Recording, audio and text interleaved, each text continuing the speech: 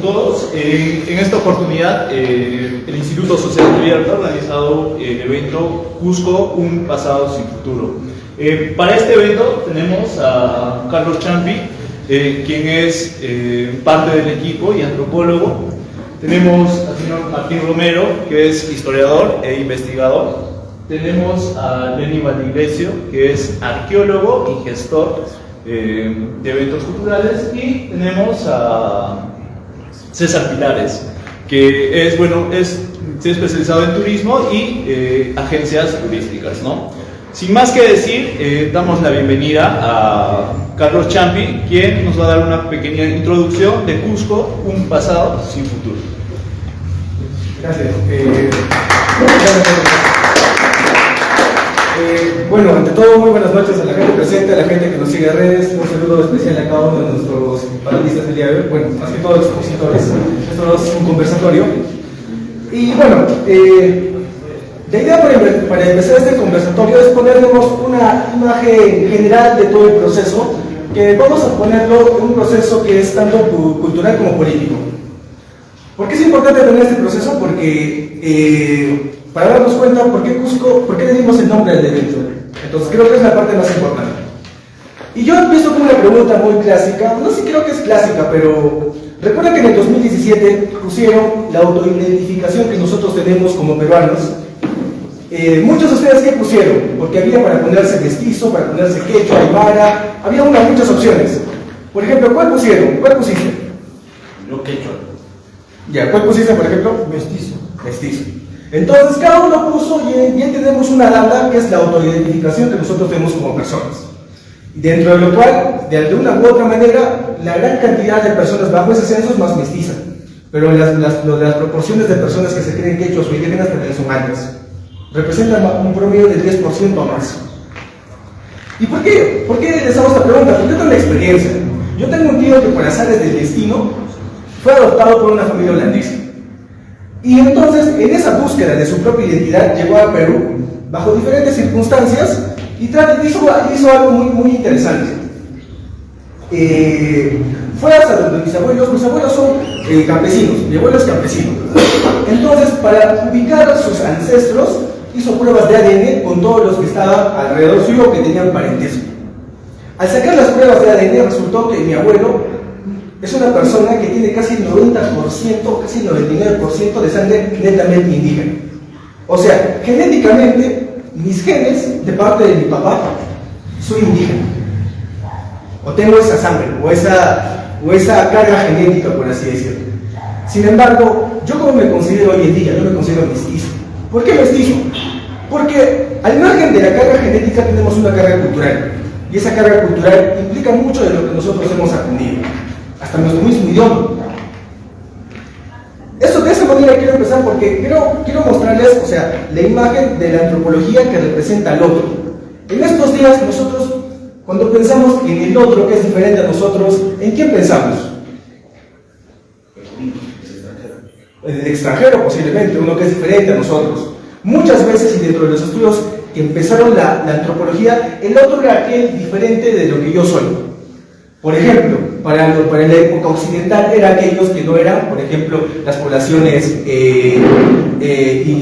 poblaciones africanas, poblaciones latinoamericanas, poblaciones que tenían otro tipo de idioma. Esa más que nada era el otro para una sociedad occidental. Y esa pregunta sobre el otro nos trae todavía a la actualidad. Uno de los puntos fundamentales para hablar del otro puede ser también en la época inca. ¿Quién era el otro para la cultura inca? Para aquellos que estaban fuera de su territorio.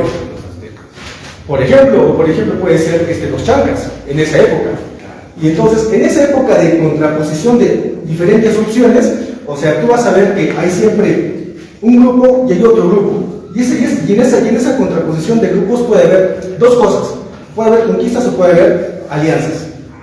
Es un tema que podemos ahondar más. Sin embargo, quiero tener un punto que es muy indispensable para este debate. Y es el cual, ¿alguien ha escuchado de la controversia de Valladolid? La controversia de Valladolid es un tema histórico que tiene que ver casi como el nacimiento de los derechos humanos. El tema es simple. Uno de los representa, es un debate de dos personas. Uno tiene el nombre de una ONG que está acá en Cusco, que se llama Bartolomé de las Casas. Uno es él. y el otro es Ginés de Sepúlveda. ¿Cuál es el tema del debate?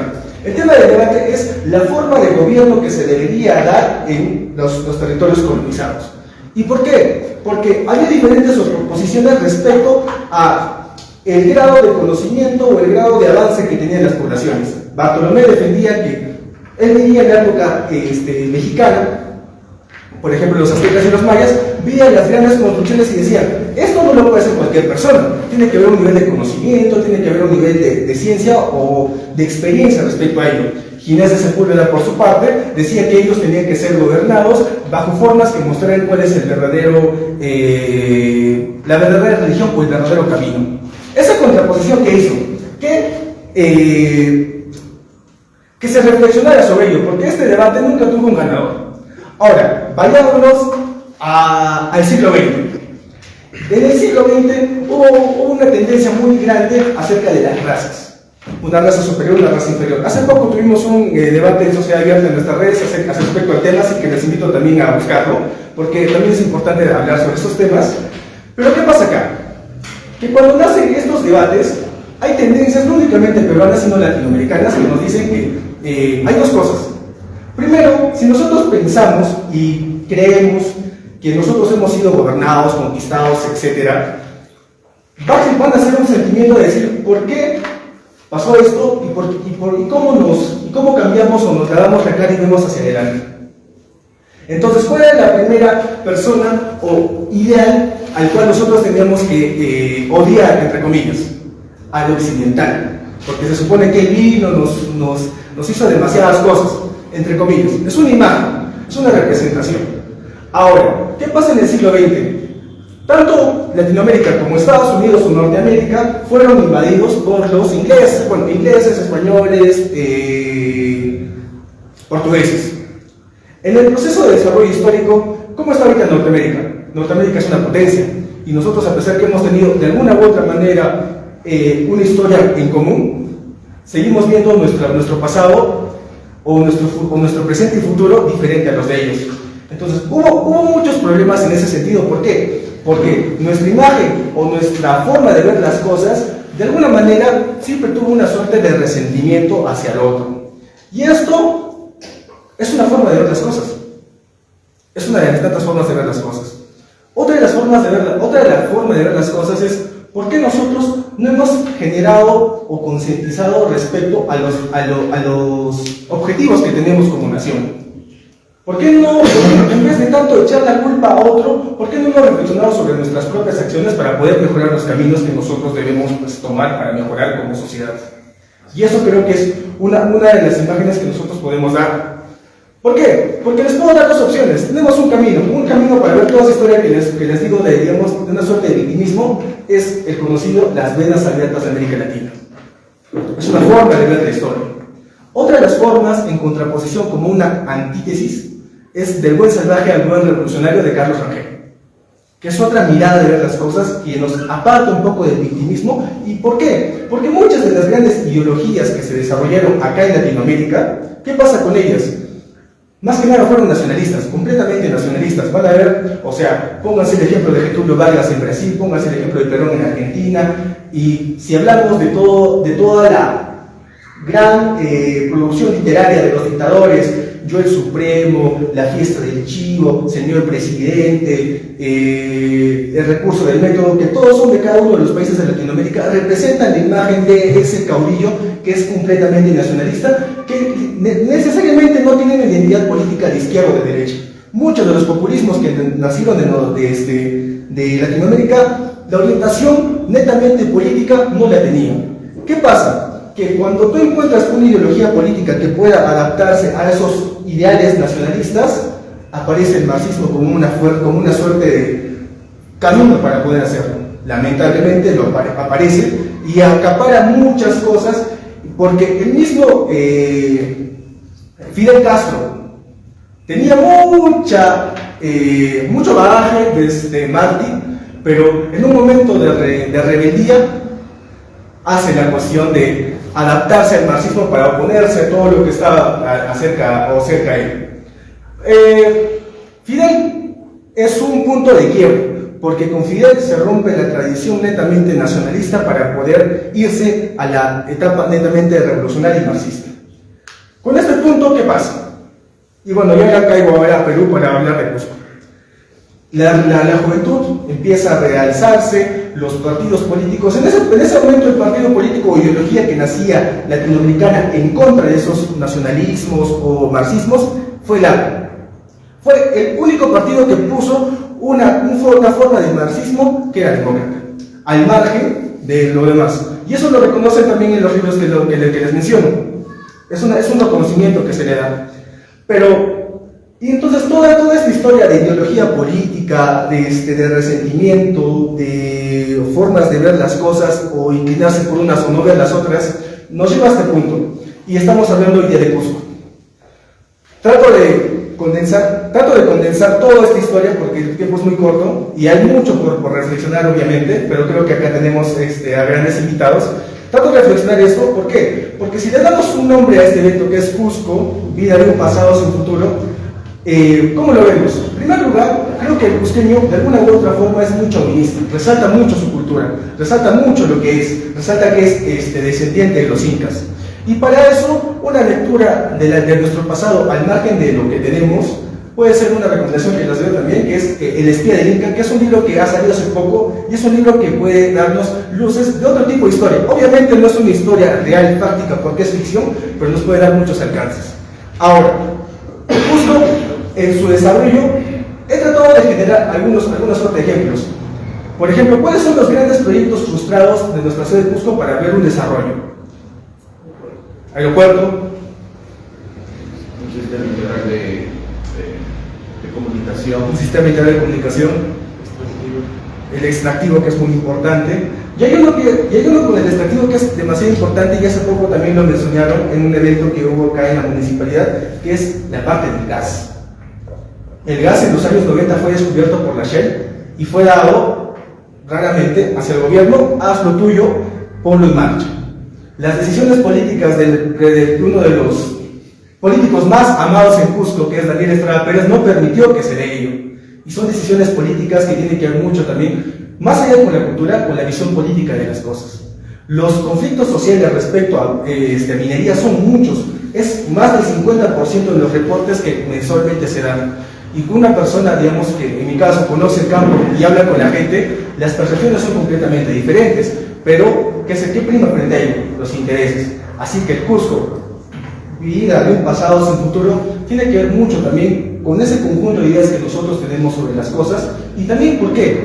La idea también de que nosotros, como sociedad abierta, propongamos la idea de libertad es también ver otras formas de ver las cosas para que este desarrollo que nosotros tenemos como sociedad pueda tener nuevos caminos, nuevas visiones y pues divulgar otro tipo de historia. Así que gracias, y ahora sí podemos empezar también con la participación de nuestros expositores. Gracias.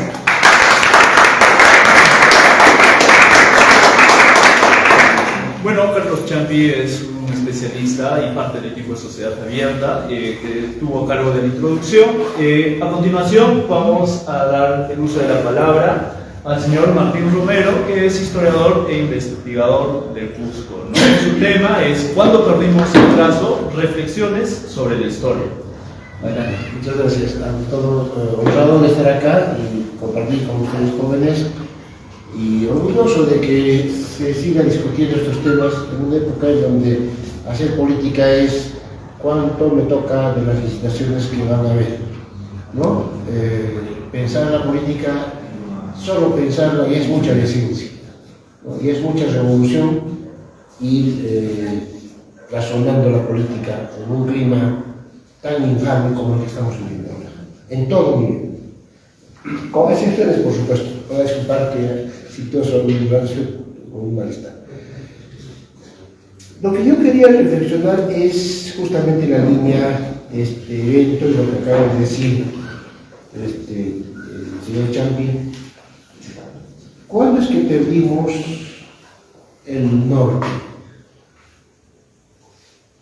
Hubo en el pasado un esfuerzo por fundar un liberalismo, tanto en el mundo como en los Andes. Yo diría que el espiral se cortó, empezó en el siglo IX como Liga Hanseática, un grupo liberal en Europa que se opuso al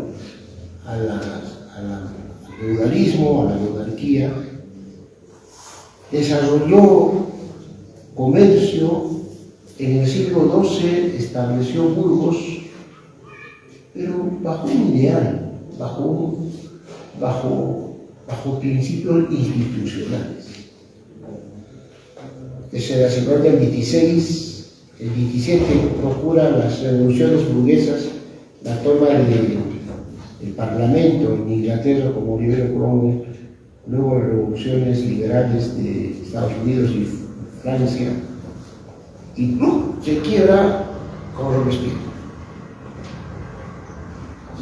El asunto es un poco lo que decía el gran historiador Carlos Barros, que nos tocaría jugar entonces la segunda ilustración.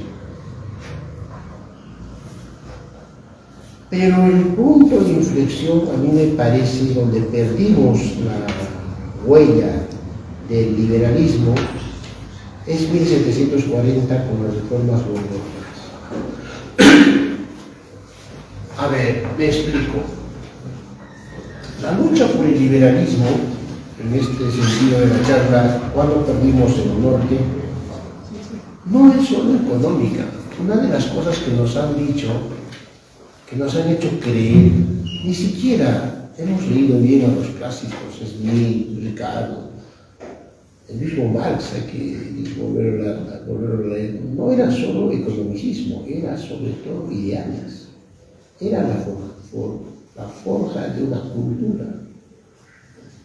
O sea, estos tipos, estos hombres de la Liga Hanseática, pudieron tener un pacto con los feudales y salían más beneficiosos. Podían seguir el feudalismo. No, prefirieron eludir la ruta feudal, hacer su comercio, generar relaciones modernas. O sea, se arriesgaron, se las jugaron. Es lo que estamos llamando ahora, y lo que reclamaba entre líneas Champlin, una burguesía regional y una burguesía nacional. ¿Cuándo la hemos perdido y la hemos convertido en perros del hortelano, en mercantilistas y rentistas? ¿Cuándo el liberalismo se perdió? ¿Cuándo perdió esa esencia tan fundamental que son los ideales, los principios y la lucha por un posicionamiento espiritual? ¿Cuándo es que se convirtieron en simples mercantilistas o usadores de la tecnología? Usted puede volver a pensar en que en la ilustración no es solo el naturalismo, el amor por la naturaleza, la ciencia, la tecnología. Es eso para que dé libertad. Y fíjense que en sociedades no necesariamente occidentales, pese a que están en un contexto de oprobio, regímenes no necesariamente republicanos, se dan indicios de ello. Cuando me preguntan, y esto siempre repito en las reuniones, ¿por qué Perú nunca ha colapsado en una crisis económica? Nunca hemos terminado una guerra civil, cruenta como en Colombia, o Cambas y joyas como en Bolivia, favelas y pitucos blanquitos en Brasil, ¿no es cierto? FARC, MI-19 y el resto en Colombia. ¿Por qué Perú nunca ha tenido Pinochet, Videla, Violas, Nanzas? Porque en el fondo tenemos instituciones, no diríamos democráticas, sino parecidas a ellas en el pasado. Nos hemos tejido de alguna manera con la reciprocidad y el control vertical de pisos económicos. A diferencia de las otras civilizaciones donde un tirano podía manejar todo un espacio, con el monopolio de la economía y armar un totalitarismo como llama Hagen. Entonces, a mí me parece que sí han habido nichos de mercado, nichos de democracia. Shempasa Sadurian habla del mercado interno, había que leer eso ahora. En la colonia, pese a la estructura monopólica, mercantilista en Macro, se crearon mercados internos en los Andes, desde el Callao, pasando por todos los Andes, Jujuy, Humahuaca, Bolivia, Salta, Tucumán, Rosario, Buenos Aires. En el siglo XX, en la República, al inicio de la República, los mercados internos latinos eran más poderosos y mejor mercados que los que proponía Francia e Inglaterra desde entonces. Norteamérica recién va a despegar fines del 19 y con la batalla de Midway el 4 de junio del 42 recién va a ser potencia, mucho más en la campaña de Canal de Suez. ¿A qué voy? A que no todo el pasado es malo, ¿cierto? Sino que han habido pasados que pueden ser referentes. Por eso es que la historia es un proceso, no puedes contar solo futuro, solo pasado o solo presente. ¿A qué voy? Voy a 1740. ¿No? La pregunta de Zabalita en conversación en la catedral: ¿cuándo se jodió el Perú? ¿Cuándo se jodió el mundo? Yo creo que es 1740, con la irrupción de los Borbones,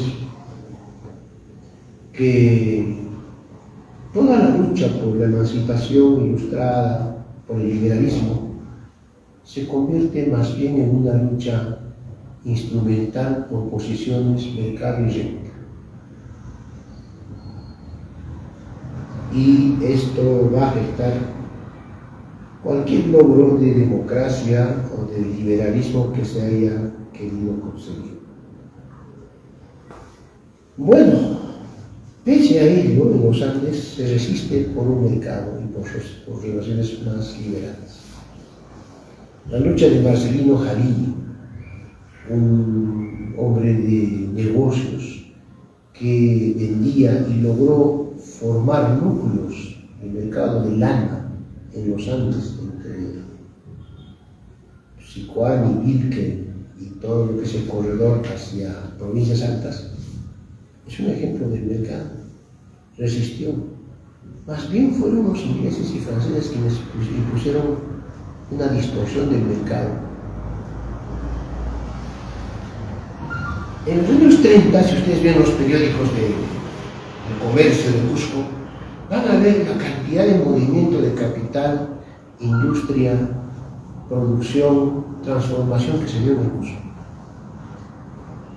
Cantidad de producción de cerveza, chocolate, aceite, tallarines, velas, incluso manufacturar algunos instrumentos y maquinaria para transformaciones.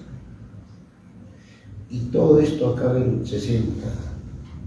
Entonces, a lo que voy es a lo siguiente: ¿cuándo perdimos la línea del progreso hacia el desarrollo liberal industrial y miramos atrás hacia el pasado glorioso?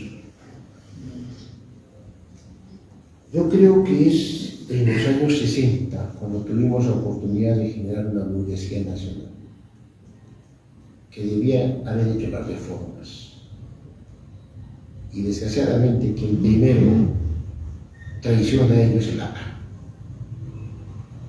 El APRA, un partido de izquierda revolucionario antiimperialista, no solo gira hacia el centro izquierda, ni siquiera a la izquierda, un poquito más allá o al centro, se va a la extrema derecha.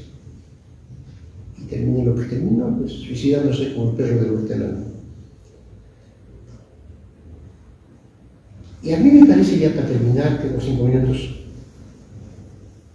que esta burguesía cusqueña, producto de toda esta crisis, esta distorsión de la ilustración que he pauteado a largo plazo, no tuvo el coraje de emitir una doctrina, un espíritu de burguesía nacional y regional. Le faltó la valentía y el interés en hacerlo. Es más, en vez de hacerlo, negoció con el pasadismo en el siglo XIX, a inicios del siglo XX, a mediados del siglo XX, cuando todos los partidos y toda la tendencia de hacer una reforma de este liberalismo se pierde en una cobardía de negociar con el pasadismo. Y la otra es en los 80, 90, cuando la burguesía regional cusqueña, que podía haber hecho la revolución liberal aprovechando la situación de los 90, lo que hace es más bien reventarle cohetes al comunismo y conviven con ellos ahí. ¿Quiénes son los que más le han hecho cohetes y reventado ditirambos y loas a Estrada? La derecha cusqueña. No han creado ni un discurso. Tienen universidades y ¿qué creado? ¿Alguna doctrina liberal? ¿Alguna conciencia de la segunda etapa y el segundo piso del edificio liberal, que era construir instituciones, contrapeso de poderes, Estado de Derecho, instituciones, economía social de mercado?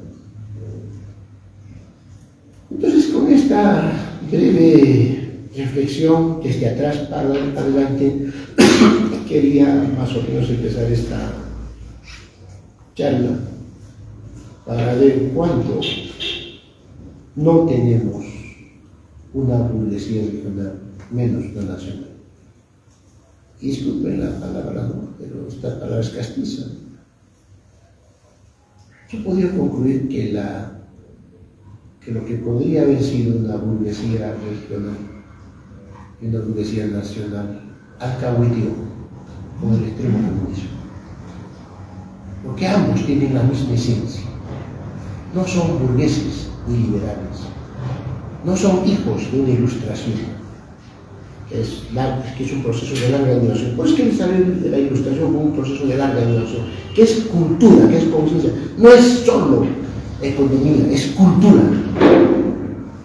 Y ambos son hijos legítimos de feudalismo. Así como el fascismo es el feudalismo moderno, vestido con uniforme, con tecnología, pero que en el fondo es feudalismo, ¿no es cierto? El comunismo también es la otra cara del feudalismo, pero del lado del cielo.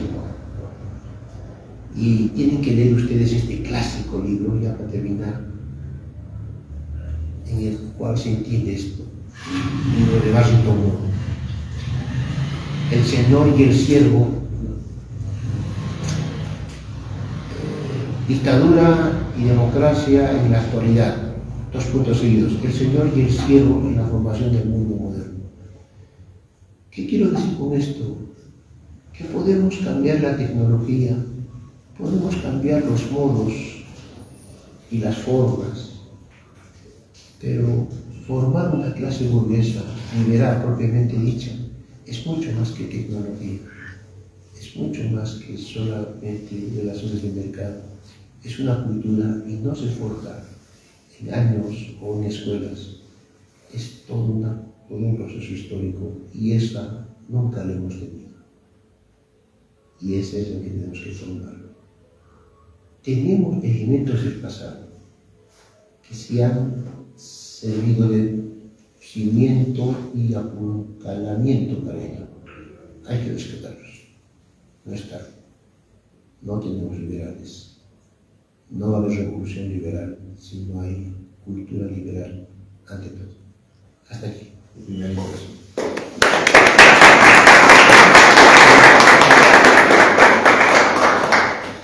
Bueno, esas eran las palabras del historiador Martín Romero. Seguidamente tenemos a Lenín Valdivielso, quien es arqueólogo y gestor del patrimonio. El tema que hoy nos va a comentar es la buena gestión del patrimonio. Tiene la palabra. Buenas noches, gracias a la Sociedad Abierta por la invitación.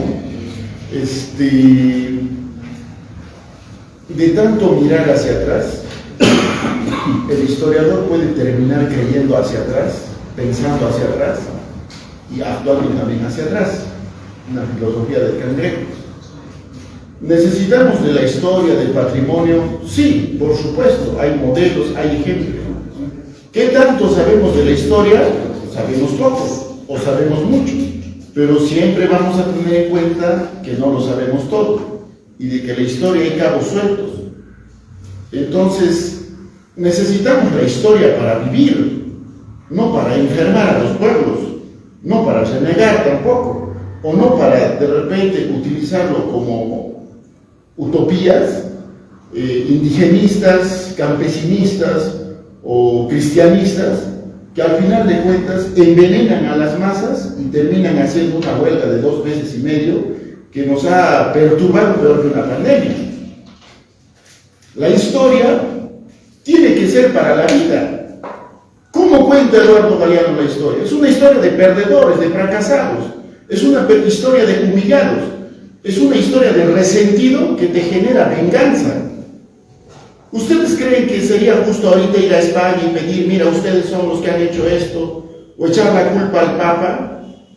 Entonces, muchas veces de tanta historia vamos a terminar pensando hacia atrás. ¿Quiénes han hecho más daño con la historia aquí en nuestro Cusco? El indigenismo, su amor al paisaje. La literatura indígena sobrevalora a los objetos, a la naturaleza más que al ser humano. La piedra triunfa sobre el ser humano, el cóndor triunfa sobre el ser humano, el apu triunfa sobre el ser humano. ¿Será así realmente? ¿O estamos tejiendo utopías que ni siquiera bien construidas, con pequeños clichés, envenenamos a las masas? Ahorita, en este momento, es fácil manipular la conciencia social. Uno puede ser antiminero con el discurso ambientalista y hago mi huelga. Y mejor aún, que Perú es una cadena de discursos ONGeros, a eso le meto feminismo más, le meto ecologismo, ¿no? Le meto comunismo y sale una hibridación ideológica para fines ¿qué? De llegar al poder. ¿Qué cosa eran los señores de Guido? ¿Qué eran los señores de Castillo? Simplemente han hecho una gestión de algo, han hecho un hospital, han hecho una carretera. No, han hecho conflicto. Su negocio es generar conflicto. El pobre con el rico contra el pobre, España contra Perú y mermelada y media que de verdad genera conflicto, violencia, y así se manipula la conciencia campesina, diciendo que ellos son los herederos incas, ellos son los que tienen derechos. Nosotros los de la ciudad nunca vamos a la comunidad a bloquear sus carreteras, o de repente alguien de acá ha fomentado eso, hay que cerrar pues la comunidad de Tintinco, hay que cerrar la comunidad, pero ellos sí se sienten con derechos a venir acá, a cerrarnos y a perturbarnos el turismo, a perturbar el buen vivir, el negocio, el comercio. Entonces, el pasado también puede enfermar a las sociedades si no lo manejamos bien. La historia depende de quién lo cuenta. Incluso hasta en ciertos momentos la mentira es buena y necesaria dentro de la historia. Les pongo un ejemplo: Garcilaso de la Vega. Sus mentiras, sus utopías y sus mitos fueron necesarios para elevar la moral social, elevar la conciencia del indígena. Idealizar el pasado es una tarea de los indigenistas que ha servido para que en nombre del pasado se pueden cometer tiranías. Garcilaso lo hizo, pero hoy en día necesitamos repensar la historia, reinterpretar la historia. La historia de hace 20 años no es la misma de la que ahora podemos contar. La historia cada cierto tiempo necesita otra vez entrar en la malla de la crítica y decir qué es y no qué. Tampoco podemos ajusticiar el pasado, porque eran otros contextos, otras realidades, ¿no? Entonces, necesitamos una historia que nos permita vivir, que nos permita crecer, que también nos dé aire fresco y decir, oye, también hay globalización, ¿no? Hace 2 semanas y media, por primera vez se da el lanzamiento oficial de la inteligencia artificial. Y acá en Cusco tenemos que hablar todavía de viejos problemas históricos. Hace 2 semanas, la NASA, desde un discurso de 2 horas complejo, dice, es posible, sí, existe vida extraterrestre. Los problemas que vamos a enfrentar estos próximos años son tan diferentes, y acá en Cusco todavía el pasado es algo que nos ata y algo también que no nos permite desarrollar. Por otro lado, tenemos una democratización de la cultura en todo el planeta. Los celulares han permitido darnos acceso a muchas tecnologías. A nivel mundial, el Facebook también se han vuelto, todo el mundo prácticamente se ha vuelto usuarios. Pero muchos dicen, no, el Facebook, el TikTok va a hacer perder la identidad nacional, tipo Arguedas, ¿no? Él soñaba de tipo Apocalipsis. ¿No va a llegar esto? ¿El capitalismo en su máxima expresión? No, y se acabó la identidad nacional. La identidad nunca se va a acabar. Siempre va a existir. Y vamos a seguir creando nuevas identidades. A veces la cultura se desvía y otra vez toma nuevos aires. Entonces, no seamos tampoco apocalípticos, porque hay gente en su TikTok, sigue bailando su baile, sigue transmitiendo lo que cocina en su fogón, o lo que pastea sus ganados, su vaca, su llama, no sé, lo que cría sus curis. O hay gente que se siente orgullosa de su cultura, de su marinera, de su chiriucho. O sea, la modernidad tampoco ha arruinado las identidades. Al contrario, la modernidad ha dado herramientas para que nuestras identidades salgan a otras partes del mundo. Entonces, ¿en qué momento vamos a liberarnos de estas ideologías, de este pasadismo que se mezcla con ideologías especialmente de izquierda? Hemos aprendido de la guerra civil, no, del terrorismo que hubo en el país. Hay gente actualmente que se codea con esas ideologías. Y los intelectuales no denuncian como en los años 80. Se quedan callados. Yo sí denuncio. ¿Con qué ideologías nos estamos codeando muchas veces los huelguistas? Con ideologías senderistas, con ideologías de Movadef. ¿Qué cosa es pues esto? Digamos las cosas transparentes, ¿no? Y si queremos hablar de gestión, tampoco hemos sabido gestionar bien nuestro pasado. Como decía René Ramírez, ¿qué eres tú, Cusco, hermoso, milenario, maravilloso, sin la historia botada entre tus cerros? Ruina mercante, ombligo sucio, palabra pálida, cruz sin Cristo, ciudad delirante, ¿no? Entonces, a nivel de gestión, ¿cómo gestionó España su pasado? Lo ha articulado, calles peatonalizadas. El centro histórico se decía para el 2014 va a ser peatonalizado. Fíjense qué centro histórico tenemos.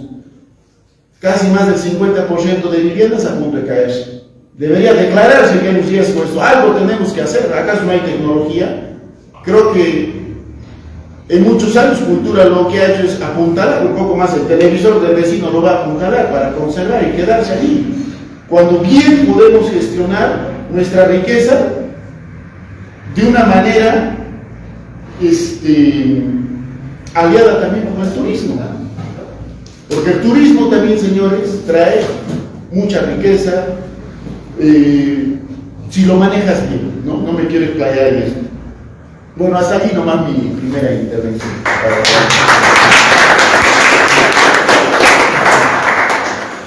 Bueno, esas fueron las palabras, César, de Aníbal Iglesio. A continuación tenemos la palabra de César Pilares, parte del equipo de Sociedad Abierta y especializado en agencias de turismo. Su tema es, bueno, el turismo en el Cusco. Tienes 15 minutos. Muchas gracias por la oportunidad, Sociedad Abierta. Si bien hablamos de turismo en el Cusco, el gran problema del turismo, y lo digo, muchas veces, tanto historiadores como antropólogos, a veces lo ven como una industria fuerte, con una chimenea blanca. En realidad el turismo es como una taza o un jarrón de cristal. Es el momento que tú lo forjas, que tú le das forma, que tú lo diversificas, puedes darle la forma que tú quieras, puedes extenderte. Hay una variedad de oportunidades que le puedes dar: turismo comunitario, turismo rural, turismo de aventura, solamente para observar birwatching, incluso también para solamente observar honguitos que crecen, o la migración de las aves. O sea, se puede extender de unas maneras que ustedes no tienen ni idea. Pero el problema es que el turismo se cristaliza y se vuelve muy frágil. Entonces, cualquier variación, protestas, puede ser luchas sociales, o incluso no planificarlo, lo revienta. Y recoger esos restos y volvernos a forjar no va a volver lo mismo, va a tomar mucho tiempo. Recuerdo hace unas semanas, cuando fuimos al evento de Inverú con Sociedad Abierta, me encontré con un amigo mío, ¿no?, que había sido una de las primeras promociones de inversores en el turismo, ¿no?, de operadores, que me dijo: bueno, yo ya estoy viejo, ya casi tengo 80 años, a nosotros, a nuestra generación, nos tocó que el mundo nos vea, ¿no?, que el mundo vea que existe Machu Picchu, nuestra cultura, nos tomó todo esto, y a tu generación ya no sé qué les tocará, pero tienen que hacer algo.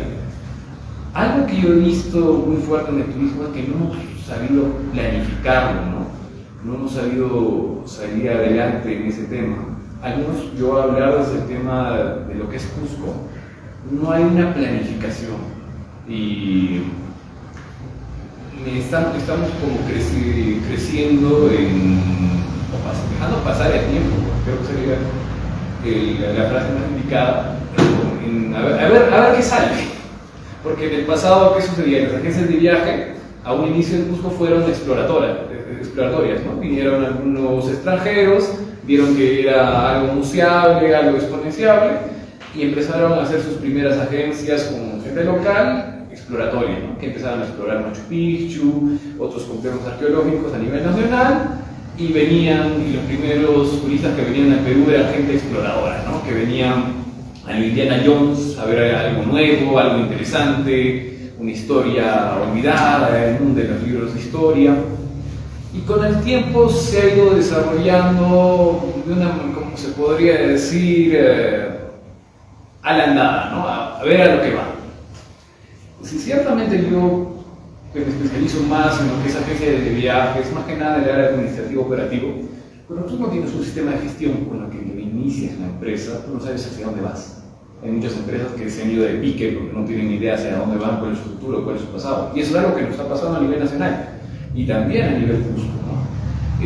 Cuando tú haces un sistema de gestión, tú pones tu organigrama, tú pones tus desarrollos, tú pones todo y vas, según mejorando tu sistema de trabajo, tú lo vas, se podría decir, indexando, tú lo vas viendo qué cosa funcionó, qué cosa no funcionó.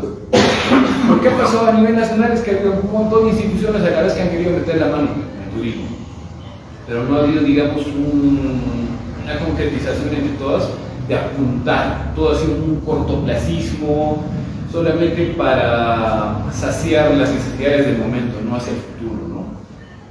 Recuerdo un profesor en la universidad, ahorita, perdón, no me acuerdo el nombre, nos decía: todo el rato estamos pensando en la historia, en la cultura, genial, ese es nuestro nicho de mercado, pero también tenemos que atraer gente joven, porque si hay parques de diversiones en Estados Unidos, hasta en Corea del Sur hay parques de diversiones, a pesar de que tienen una cultura milenaria, porque acá no puede haber, ¿no? Porque cuando un turista viene, no va a estar todo el rato viendo cultura,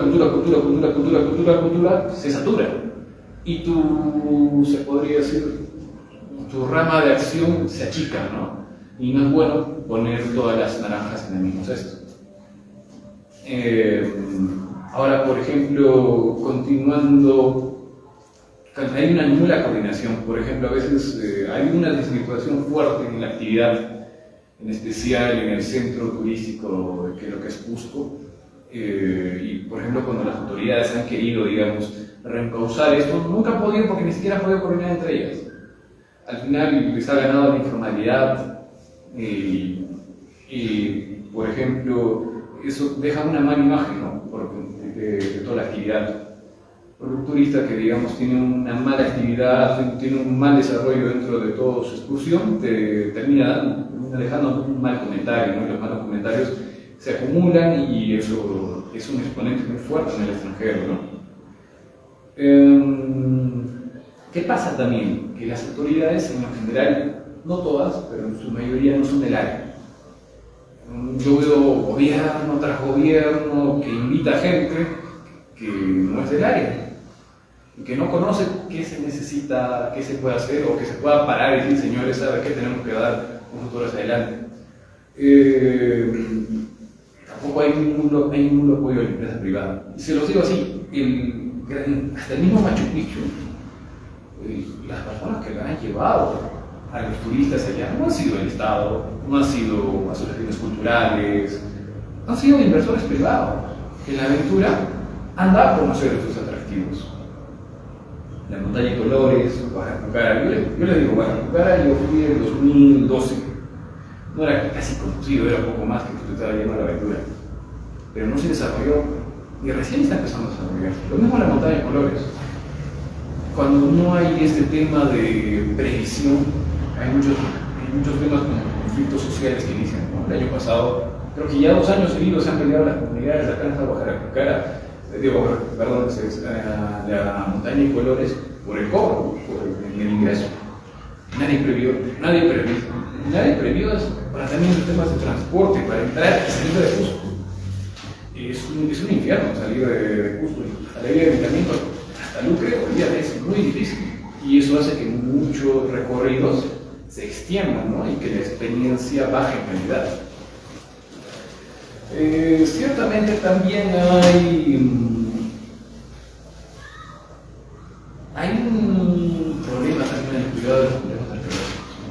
Y no me refiero a los grandes, ¿no? O sea, Sodamá, Machu Picchu, hay un montón de personal que lo estaba chequeando, pero hay otros potenciales alrededor de la ciudad y también en ciertos poblados que son abandonados, ¿no? Es como que no hay la única vez que vi un interés de alguien en el gobierno por esto fue en el gobierno de García, cuando salieron todo el mundo a reclamar, y yo me acuerdo que yo también salí a reclamar, todos pensábamos que iban a privatizar Machu Picchu, ¿no? Pero en realidad era más un proyecto para luchar contra el posicionamiento de terrenos en la costa, todo este tráfico de terrenos, pues sucede más que nada en las costas y en las huacas, en Lima o en el norte, los vaqueos que se dan en toda la zona de la Libertad, Ancas. Acá también hemos tenido Ancarpata, también todo lo que vive el Perú. En el pasado, ¿se acordarán? Marcabay. Y olvídate, ¿qué es esta gente? Agarra, consiguen sus matones y su gente, se posesionan del terreno, lo venden a velocidad a la gente ignorante y la gente ignorante se queda con el problema con el Estado. Y como el Estado no quiere ganarse la gran pelea legal y sacar y terminar en mala publicidad, terminan entregándole los terrenos. Y ahí salen documentales, ¿no? En National Geographic, en el Cono Sur de Lima, como un cementerio prehispánico está siendo destrozadas las momias porque por encima están colocando caminos o están preparando para las carreteras, están apisonando el terreno para la carretera. Entonces es un tema que hay una falta de coordinación. Ahora, a veces el turismo se lo deja de lado. Yo me acuerdo que en 2009 me fui a trabajar como coordinador al Museo de Inmebamba para ver cómo pensaban los arqueólogos que habían creado el Museo de Inmebamba. Y ahí me di cuenta de que dejan el turismo de lado, se prefieren conseguir donaciones, pero no quieren mantener su atractivo turístico. Yo les digo, para mantener un atractivo turístico tú tienes que tener un ingreso fijo que cubra los costos. Las donaciones te van a durar un tiempo regular. Un museo, un complejo arqueológico, es un centro cultural también donde tú atraes a la población y tú poco más educas a la población para que ellos se interesen. No necesariamente tienes que poner cultura ahí, por último puedes generar eventos que en cierto modo revaloren a ese complejo arqueológico. Y eso se puede hacer a nivel nacional. Yo supongo que ese era el plan al inicio en el gobierno de García, pero ¿qué pasó? Se lo tomó políticamente que se iba a privatizar las cosas. Entonces hay buenas ideas que no son bien expuestas que terminan cayendo en estos temas. Hay también esa nula inversión al privado, ¿no? Les cuento un ejemplo. Había una agencia Apumayo, que ellos de manera previsora se dieron cuenta de que el turismo en Europa, la mayoría de gente en Europa no están teniendo hijos, y la mayoría son ancianos. Entonces vamos a tener a futuro un problema con nuestro cliente objetivo, porque nuestro cliente objetivo no va a poder caminar en nuestras ruinas, en nuestros complejos arqueológicos, están viejitos.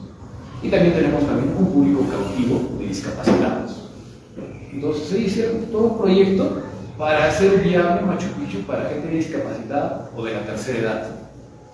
Obviamente que le dio con palo al Estado y no nos dejaba pasar, pero hubo el interés, ¿no? Entonces muchas veces el privado a veces salta y encuentra las soluciones que el público no puede encontrar, ¿no? Y en lo general lo que yo he visto en las agencias es que lo hacen. Por ejemplo, una agencia con la que trabajé hace poco veía que, por ejemplo, me dijo que era complicado trabajar con comunidades, y esa agencia encontró la forma, es que no tienes que trabajar con la comunidad, tienes que trabajar con el campesino, en unidad. Y ellos decían, y es más, tienes que empoderar a su esposa, enseñarle a trabajar, enseñarle temas de turismo, cómo hacer un tema vivencial, enseñarle cómo está el mercado, las tendencias, enseñarle a trabajar en turismo, y ya está. Él solito se va a encargar de defenderse de la comunidad o de que te quieran sacar. Porque si tú te vas encima de todos y todos les enseñas, va a haber alguien que no le va a gustar y te van a echar de la comunidad. En cambio, tú le estás cambiando la vida a uno de ellos. ¿Qué va a pasar? Su vecino, su cuñado, el señor de la cuadra de más allá va a decir, yo quiero lo mismo, son ingresos más para mi casa y son $70, $80 por persona. Y ya está. Y te olvidaste la pelea con toda la comunidad. Simplemente le abriste los ojos a esa persona de que puede ella vender su cultura y vivir de ella. Muchos de estos comuneros, campesinos, viven solamente de su agricultura o de su pastoreo, y cuando se les introdujo estas actividades de turismo vivencial, ellos mismos empezaron a investigar en su comunidad qué viejas costumbres habían, qué lo hacía único en su comunidad para poder exponerlos como productos en el mercado. Entonces ahí vemos cómo, digamos, un sistema capitalista que ni siquiera se ve, ni siquiera creo, si tú hablas con una agencia de viajes no te va a decir que yo soy capitalista, yo soy liberal, solamente te va a decir, no, estoy trabajando, estoy tratando de generar un mejor producto para el mercado. Y de una manera se dedica a seguir adelante y trabajar, ¿no? Pero tenemos muchos problemas de coordinación. Y para terminar, hay muchos temas que atacan la carrera, ¿no? La desvirtuación de la misma. En el mismo gobierno de García se autorizó que para sacar tu licencia, para ser guía, que digamos que es la manera más fácil que consiguen dinero los licenciados en turismo, si eras de instituto, solamente faltaba con tu carnet de egreso y lo presentabas en el Retur, en ese momento de Retur, con tu DNI, y ya estaba y ya podías guiar. Pero en cambio, si eras de universidad, tenías que llevar tu tesis al colegio, presentarte y ser parte del gremio, ¿no? Y recién de lanzadas. Entonces eso baja, digamos, la calidad. Y hay también un tema de mucho abandono del área administrativa y del área que se podría decir de planificación hacia el futuro, ¿no? Por desgracia, a veces muchos de mis colegas prefieren ser guías y no les interesa, digamos, investigar, seguir hacia adelante, ¿no? A veces como guías investigan, pero no es lo mismo, porque hay muchas áreas en el turismo que se pueden investigar, no solamente el tema histórico, ¿no? Sino también hay un tema de planificación, que podría yo hablar, quisiera extenderme ya en la siguiente parte. Eso sería todo.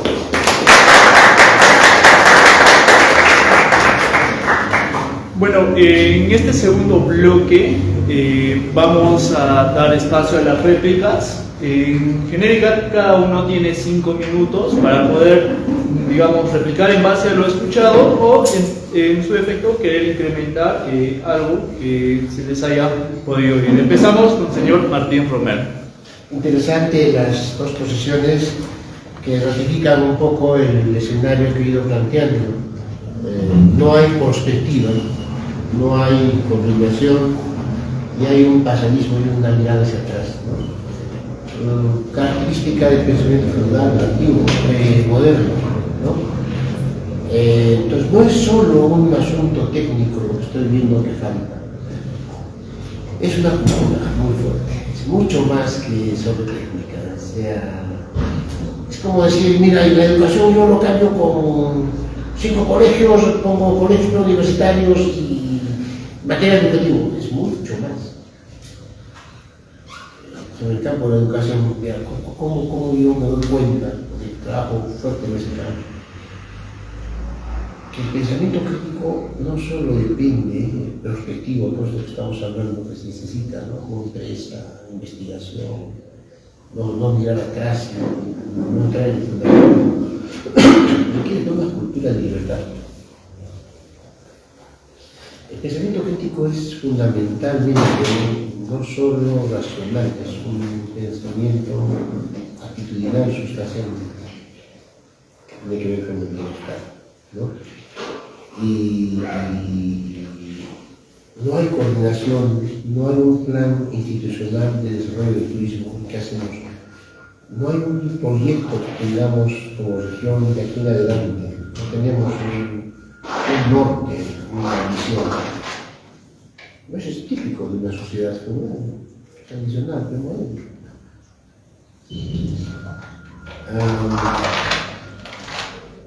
La institucionalidad implica lo que están exigiendo aquí los dos participantes, esta mirada hacia adelante y no hacia atrás, esta coordinación, esta visión, esta planificación estratégica, la cual no tenemos oculta, es necesariamente fruto de un descentrarse de la persona, de desantropomorfizar la política y las relaciones sociales.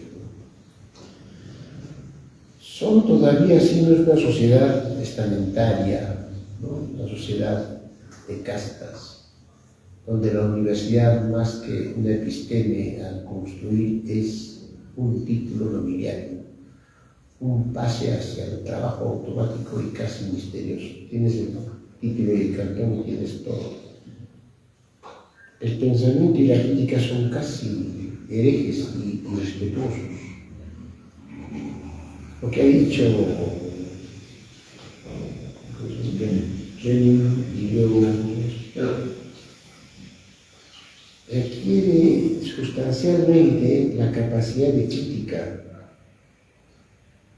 Las sociedades liberales, el capitalismo y el mercado y el desarrollo sostenido, requiere que las personas, los componentes de los líderes, sean capaces de no tomar la crítica como algo personal, saber descentrarse, saber reconocer que tienes límites, que tu pensamiento puede ser observado.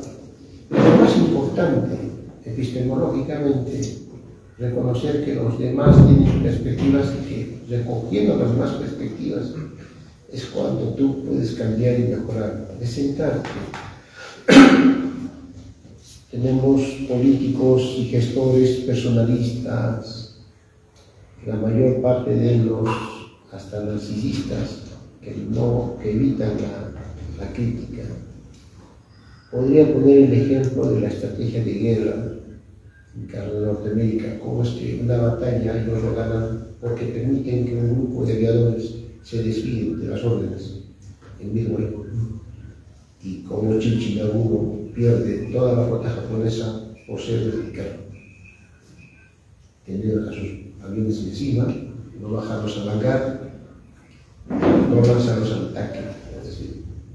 Entonces, todo esto que estoy viendo en lo que han dicho ellos tiene raíces muy profundas, culturales, no es solo mental, no es solo planificación, no es solo cuestión de gestión, es sustancialmente cuestión de cultura. Entonces, lo que tenemos que lograr nosotros de aquí para adelante para una sociedad eminentemente liberal es romper esas bases más profundas, más interiores, más estructurales, que van más allá solo de la gestión, lo administrativo y el capital. Hasta acá mi intervención.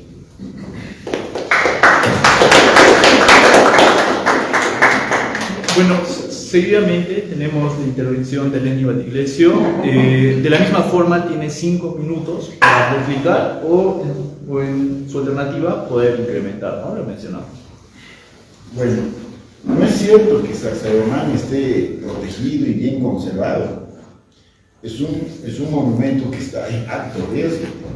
¿Cómo era Sacsayhuamán hace 30 años, 40 años? ¿Cómo es ahora? Cada día hay una construcción nueva.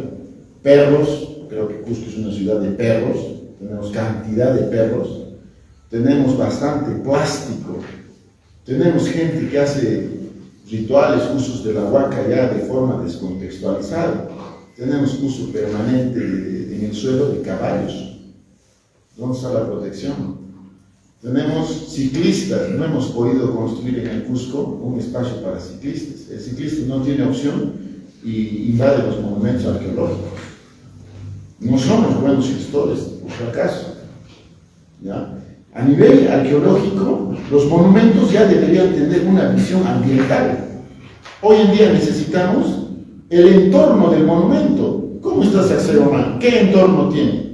¿Es Bélgica o es Cusco? Todo está de eucalipto. ¿Dónde está la protección? Estamos colonizando biológicamente prácticamente un espacio que tiene flora y fauna endémica. ¿Cómo están los manantiales? ¿Hay suches todavía en los riachuelos? No tenemos tampoco de qué jactarnos. De que es monumental, grandioso, hermoso, sí, de que hay un nivel de ingeniería avanzada y tecnología, nadie lo niega. ¿Qué estamos haciendo nosotros? Tenemos boleterías electrónicas. ¿Qué es eso de que un guía tiene boleto por boleto? O que cuando uno es cusqueño, cuaderno por cuaderno, haga su nombre acá, su apellido acá y su firma más acá. Son 30 personas, a ver, uno por uno. ¡Qué arcaico! ¿No es cierto? De eso nos vamos a jactar. Ah, no, Cusco es bien turístico. Tenemos aeropuerto internacional. ¿Qué monumento arqueológico tiene teleférico en el Perú? ¿Es el Cusco?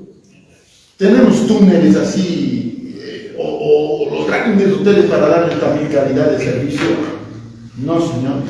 Cuando yo estudié la maestría en Trujillo, decían, señores, estos son los baños de la Huaca de la Luna, estos son los baños del proyecto Tucumán, estos son los baños del señor de Zipán, estos son los baños de Huaca Rajada, estos son los baños de Chanchaco. Ya, vayamos al Cusco, ya, este es el baño de Pisa, y yo estaba así, muerto de errores. Este es el baño de Machu Picchu, con tu baldecito y de puntas de caminar, porque el piso está mojado. Un monumento arqueológico tiene que tener un buen baño. Yo he estado con mis alumnos en Twinning, estar varias veces viajando a Tipón, medio año sin baño. Y así decimos, capital de la gestión turística, ¿dónde está? ¿Por qué no hemos asegurado los cerros? ¿Por qué no hemos pensado en el impuesto para apagar incendios? ¿Por qué no aseguramos los entornos y decir que este paisaje no se va a incendiar? ¿Por qué no instalar compañía de bomberos en Machu Picchu? O sea, tampoco hemos hecho mucho con el potencial turístico. Nos hemos vuelto simplemente chilperos, ¿no? Lo que se pueda ya, eso hay que venderlo, ¿ya? Por otro lado, lo difícil que es trabajar con comunidades campesinas. Es bien difícil. En cualquier momento te pueden ellos abandonar o traicionar. No es fácil, ¿no? Ahora, ¿cuántos proyectos energéticos, turísticos, de patrimonio, cuántos patrimonios de proyectos de mina, incluso cuántos patrimonios o proyectos ambientales no permiten las comunidades realizar? Dale al empresario los terrenos comunales, ¿cómo lo va a modificar en 20 años?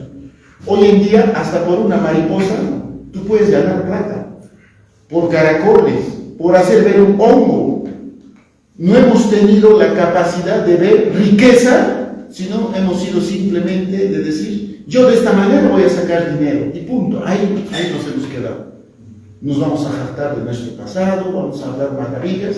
¿Qué pasa si yo digo, oye, ¿sabías que yo que quiero casi el 100% es restaurado? Todos van a levantar, ¿qué estás hablando, no? Oye, y Sacsayhuamán será un 30% también ya la originalidad del monumento. ¿Qué decir de Pisa? Hacemos investigaciones arqueológicas. ¿Cuánto sabemos de Huaca de la Luna? 30 años de investigación ininterrumpida. Libros como cancha, hasta en japonés, en francés. ¿Cuánto sabemos de Machu Picchu? ¿Cuánto sabemos de Sacsayhuamán? Bueno, no les quiero malograr la noche. De todas maneras, feliz aniversario, hermanos Cusqueños.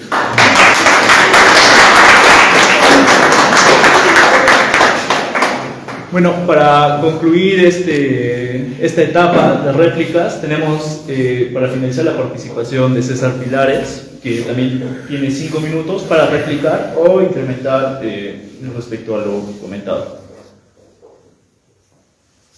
Bueno, hay un caso bien conocido, bueno, de las pocas cosas que investiga el turismo, la verdad, porque la carrera no es muy científica, que digamos, por ahora. Pero es un caso que es el caso de Acapulco. Acapulco era un gran balneario en los 60, 70 en México, perdón. ¿Y qué sucedió? La poca planificación, poco desarrollo, poco acceso turístico generó que Acapulco se volviera un lugar en un punto, ¿no? Claro que el gobierno mexicano, los mismos inversores turísticos trataron de salvarlo, ¿no? Pero el daño ya estaba hecho. ¿Qué sucede? Cuando un atractivo turístico tiene un proceso de exploración, inicio, desarrollo, llega a su culmen y de ahí llega su degradación y su pérdida, ¿no? Turísticamente lo que nosotros hacemos, recomienda la teoría, es que en el momento que ya está en su apogeo, tirando ya para caerse, se tiene que reinventar, se tiene que subir la calidad del atractivo, el tema, por ejemplo, de mejorar los servicios, mejorar tecnológicamente, la carretera, los accesos, todo eso viene del lado de la reinvención del atractivo, ¿no? El problema es que, digamos, ir bajo una pista sin un plan hacia el futuro, sin un desarrollo hacia el futuro, genera que el atractivo se pierda. El problema es que muchas personas acá en Cusco piensan que nosotros estamos todavía en una etapa de desarrollo, pero señores, ya estamos en una etapa ya tirando del apogeo porque caemos al abismo. Y si no ponemos un parche, todo esto se puede cambiar. También hay un desarrollo turístico que no ha habido, por ejemplo, la autonomía de ciudades y regiones. Yo, la verdad, ahora último estaba empezando a leer sobre el federalismo y turísticamente me parece algo atractivo. Por ejemplo, hace unos años, estamos hablando del año 2019, los aeropuertos en Europa, ¿por qué los vuelos son más baratos? Porque hay una libre competencia. El aeropuerto no depende tanto del Estado, depende a veces del municipio, de la autoridad local. ¿Y qué pasa? Si tú, digamos, a ti te sale muy caro aterrizar en París, en Bruselas, te vas al aeropuerto más cercano.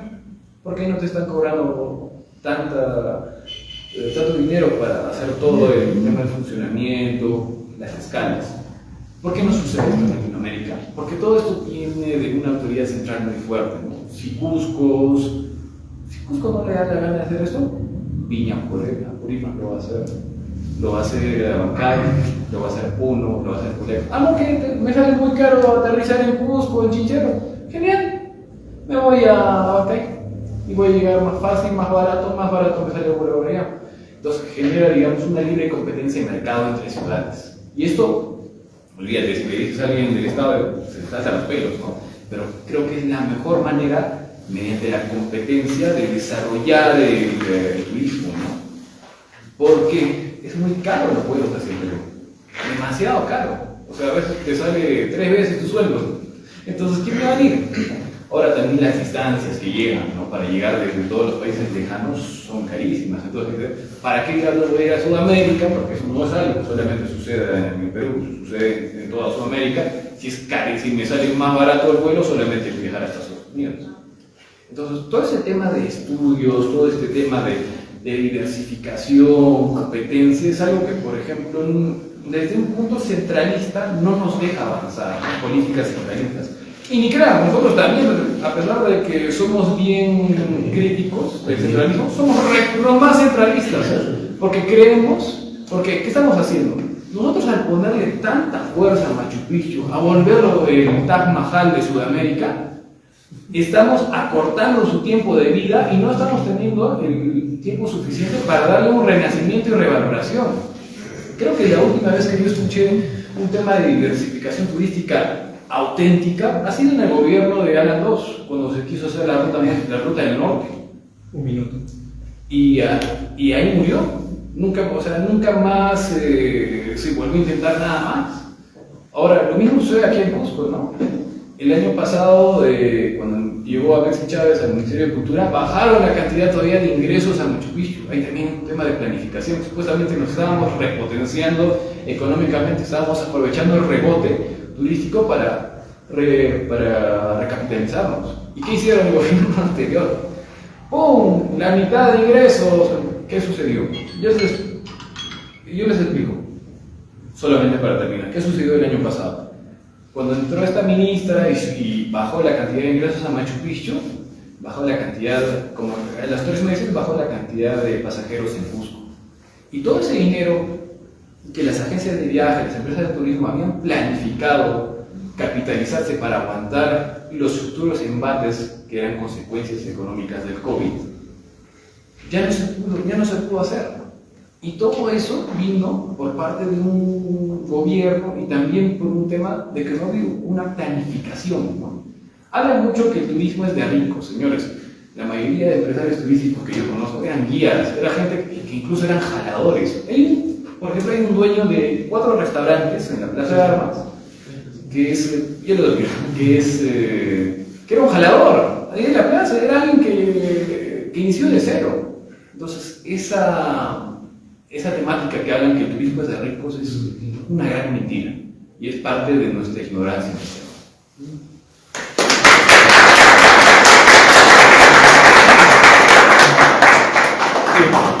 Para este tercer bloque tenemos 10 minutos para que el público pueda hacer las preguntas que consideren pertinentes. Es preguntas a micro abierto, así que pueden levantar la mano para ir dirigida a quién, ¿no? Para ir disuadiendo las dudas. A ver. Felicitarles cada uno de los ponentes, una importancia histórica dentro del Cusco. Una gran pregunta: ¿cuál es la importancia o qué es lo que genera, o si es importante aún mantener la UGM de Machu Picchu en el Cusco? Para toda la mesa. ¿Qué quiere responder? La unidad de gestión del Sí, la unidad de gestión del Ministerio de si nos sigue teniendo retrasos, o se está modificando, o sigue siendo una traba.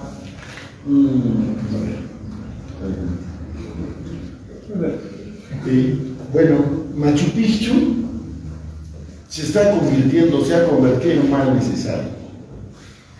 Es el único monumento rentable del país. El resto de monumentos, el ingreso que genera, no alcanza para hacer su mantenimiento de un monumento. Y es nuestro plato bandera. Y no hemos sabido apuntar a darle una gestión de calidad. ¿Cuánto cuesta un ingreso en Chichén Itzá? ¿Cuánto cuesta un ingreso en Machu Picchu? Si no elitizamos esto y decimos, oye, ¿sabes qué tal elevamos el costo? Y gente pudiente también que tenga la capacidad, hacemos que el monumento se conserve y podamos lograr también mejor ingreso. Pero hoy en día, no sé, hasta el mochilero creo ha defecado en Machu Picchu, ¿no? Entonces, cuando se le da carta abierta así a todos y no hay control de los aforos, bueno, vamos a estar diciendo que pronto Machu Picchu puede ser un monumento perdido. porque todos hemos advertido desde hace 20 años, he leído artículos, he recortado estas publicaciones, estamos matando a la gallina de huevos de oro. No sabemos en qué momento Machu Picchu pueda colapsar, y hay advertencias de geólogos japoneses. Tenemos que replantear nuevamente todo esto. Algunos populistas dicen hay que meterle carretera. ¡Wow! ¡Qué inteligentes que son estos señores! No se dan cuenta que Machu Picchu es un patrimonio mixto. Es valorado por su paisaje cultural y por su entorno natural. Si tú atacas eso, prácticamente pierdes su condición de patrimonio mundial. Entonces, así como está, bueno, de alguna manera restringe los aforos, ¿ya? Así como está. Pero si tú le metes ahí el puerto, aeropuerto, carretera, ya ahí peor de lo que está ya lo vas a volver, ¿no? Entonces, ahí la gestión está muy difícil. Yo más bien diría, ¿por qué no pensamos en Lucre? ¿Por qué no pensamos en Rachi? ¿Por qué no pensamos en Vilcabamba, en darle una carretera? Conoce Vilcabamba. Es más precioso, hasta más bello que Choquequirao, ¿no es cierto? Tenemos riqueza. El problema del Cusco, señores, en cuanto a gestión, el problema es su demasiada riqueza en cuanto a patrimonio. Tenemos tanto y abundante que no sabemos exactamente armar un buen plan de manejo, un buen plan de gestión. ¿Cómo es el turismo en el norte? Poquísimo. Pero, por ejemplo, hay proyectos de Huaca de la Luna, te dice, en 28 años de gestión, nunca hemos recibido un sol de cultura. ¿Y cómo lo han hecho? ¿Cuánto sabemos de los incas? ¿Y cuánto sabemos de los mochicas? ¿Cómo es el turismo en la selva? Nos está dando cátedra. Hasta ya han hecho el turismo inclusivo. El turista en la selva se tiene que adaptar a las reglas. Tiene que adaptarse a lo que se le pone. Le dice, señor, a tal hora usted se levanta, a tal hora usted duerme. Prohibido el uso de cigarrillos, prohibido el uso de celulares. Prohibido hacer ruidos a tal hora. Porque acá estás en un ambiente muy natural, bien conservado. Entonces, nosotros tenemos que adaptarnos al turismo o el turismo tiene que adaptarse a nosotros. Los mejores modelos de gestión, busquemos en la selva, cómo está de repente hasta Tambopata, cómo estará. Busquemos también en el norte, el río Abiseo, ¿no? Granja Porcón, ¿no es cierto? No hemos tampoco generado buenos modelos de gestión. ¿Cuál es un peor modelo? La montaña de colores. ¿Cómo son sus baños? ¿Cómo es la comunidad? ¿Pagan impuestos? ¿Han mejorado sus condiciones? ¿No? Bueno. Pero yo voy a responder esa pregunta porque quería. La verdad, te soy sincero, ahora pensándolo bien, el problema más que si acá en Cusco solamente se ve Machu Picchu es las personas que, digamos, que están ahí dentro, ¿no? No se le da espacio al. Yo pienso que las cosas deberían ser así de simple, más en vez de poner una autoridad, en vez de poner una autoridad así de simple designada a dedo, se tiene que llamar a las empresas turísticas que operan en todos estos años ese atractivo. Se tiene que traer también a los antropólogos, arqueólogos, que están encargados del sitio, que los que más lo han investigado, y tienen que coordinar entre ellos qué es lo que se tiene que hacer y cómo se tiene que coordinar, ¿no?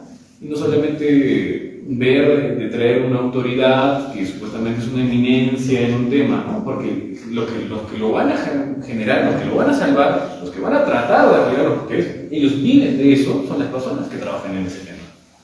Tanto antropólogos, arqueólogos y comunidad turística, ¿no? Porque hay muchos planes, por ejemplo, en el IPERU de la semana pasada, había muchos planes que su plan era más meter más gente de una manera que el recorrido sea más largo, pero meter más gente. Si bien lo que tú hablas, ¿no?, del tema de encarecer el producto, es a veces una de las, se podría decir, una de las metodologías que se usa para alargar el tiempo de un atractivo, ¿no? Pero la verdadera solución a no matar la gallina de los huevos de oro es invertir en atractivos alternos. Por ejemplo, y para mí, que he estado allá, los dos siguientes atractivos en los que, si es que el Estado quisiera hacer algo, debería poner todos su inversión junto con los privados, escuela y chanchan. Porque los dos tienen, si hablamos desde el lado cultural, porque hay muchos atractivos de diferentes tipos, pero desde el lado cultural, escuela y chanchan tienen, se podría decir que tienen el suficiente potencial, no para eclipsar, claro, el icono que es Machu Picchu, pero sí para generar un viaje hacia allá. Por ejemplo, bueno, es impresionante, la verdad, cómo ha sido construida esa ciudadela. Tal vez no será el tema de tan finos acabados como los que hay en Machu Picchu, pero Puebla tiene toda una historia mucho más rica que Machu Picchu. Por ejemplo, para conquistar Puebla, los incas le prendieron fuego a toda la montaña, lo secaron y le prendieron fuego porque no podían conquistarlo. Y después pues, los españoles hicieron lo mismo, porque en algún momento los chachas no eran como los incas, se podría decir como, se parecían más a las polis griegas, eran diferentes ciudades-estado, y tú cuando caminas por la ribera del Cubamba, ves encima del cerro una yacta, otra yacta, otra yacta, y tú dijeras, ¿todo eso es un imperio? No, todos ellos eran una yacta diferente, y muchas veces estaban en guerra por el espacio del valle. Y Cuela era más como un sitio de comercio, y también se bronceaba con las otras yactas. Entonces, y la verdad que leyendo también la historia de Cuela, cuando trabajé en el Museo de Inebamba, los chachas se pelearon mucho tiempo entre los españoles. Y los españoles, para derrotar a los aliados que hicieron, estudiaron historia inca y volvieron víctimas a los chachapoyas. Les desaparecieron la cultura, los juntaron a todas las yactas en la Jada Grande y que todos hablen quechua y al diablo. Y todos perdieron su unidad, su identidad y se volvieron más tranquilos. Y esa es la manera en que los derrotaron los españoles. No vinieron, trajeron arcabuces, morteros, nada, agarraron, cogieron una estrategia inca, que los incas usaban eso, ¿no? Podemos hablar que los incas eran unos santitos. Cuando los incas llegaban a un punto de que la cultura conquistada era muy jodida, listo, chao cultura, guau vacunas todos, ¡bla! Y se acabó. Entonces, hay toda esa historia, por ejemplo, en Puebla, la ciudad imbatible que aguantó todos los tiempos. Es más, hay investigaciones que posiblemente los Puebla sean, no se sabe, pero sean descendientes vikingos, conectados con la gente del sur. Exacto. Sé que hay una teoría loca que creen que llegaron los vikingos a esa parte del mundo, trataron de salir por la sierra y se quedaron perdidos en la selva. Hay mucha población hacia el este del departamento de Amazonas que son rubios, así como el Pilpinto, pero tienen una datación más antigua. Entonces son cosas locas, ¿no? que pueden atraer un turismo y también te hace pensar por qué estas culturas eran tan agresivas entre sí, ¿no? Porque tenían sus propias polis, sus propias yactas, sus propios lugares, y posiblemente porque eran una fusión de la cultura centroamericana con algo vikingo, con algo, quién sabe, tal vez vikingo, no estamos seguros porque hasta que llegue alguien y diga no es verdad, todavía se puede llegar, pero imagínense todo el atractivo que se puede sacar y todo lo que puedes vender, o sea, está casi a nivel de Machu Picchu y toda esa historia que tú agarres, la saques, yo qué sé, hagas una novela, sacas un Game of Thrones para Europa y tienes a la mitad de los vacaciones de viaje tomando sus vuelos a Trujillo.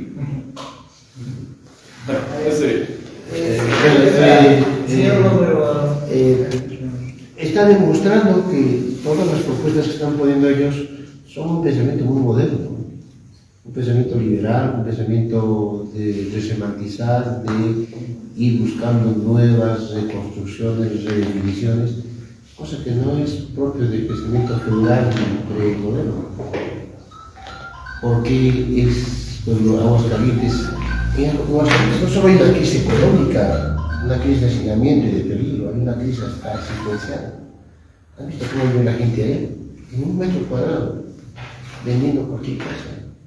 Mentalidad rentista. Donde hay, estoy ahí, no hay la capacidad de crear. En la línea que yo he hablado esta noche, fíjense que una demostración más de cuán feudales somos y cuán no liberales, cuánto nos falta para hacer lo que ellos han. el señor Pilares, Lenin pueden hacerlo porque son muy liberales, ¿no? ¿Cuántos de nosotros son esos periodos?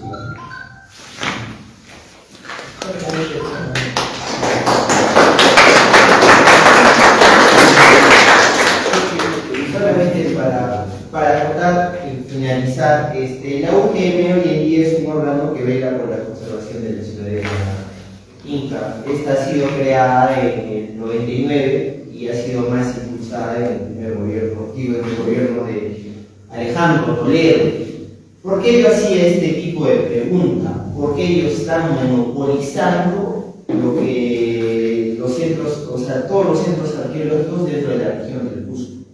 Porque ellos dicen que la ciudadanía de Machu Picchu lo es lo todo dentro de la región del Cusco. No puede haber un Machu Picchu 2, no puede haber un Machu Picchu 3, no puede haber un Machu Picchu 4. Ahora, la UGM ya lleva más de 20 años y no funciona. No ha funcionado. Hace poco el anterior gobernador regional, Benavente, de nuevo impulsó el UGM, incluso le buscó presupuesto, y este presupuesto es el presupuesto público, también está abarcado tanto el Ministerio de Cultura, abarca el gobierno regional y ha ampliado esta institución.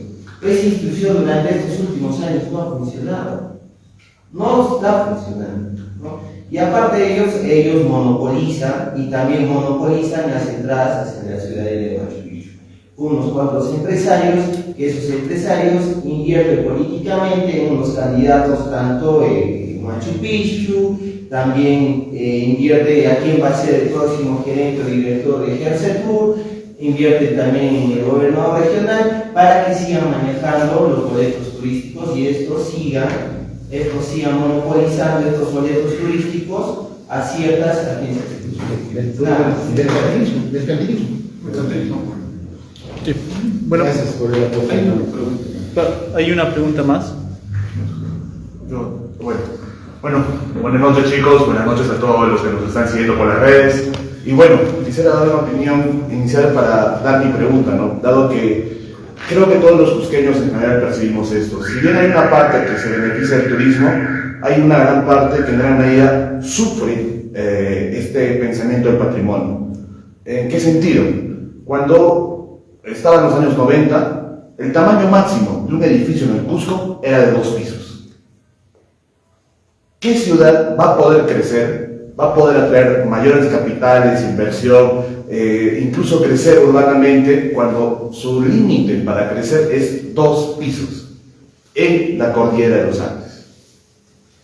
Problema que no tiene Arequipa, problema que no tiene Trujillo, problema que no va a tener Piura ni Lima.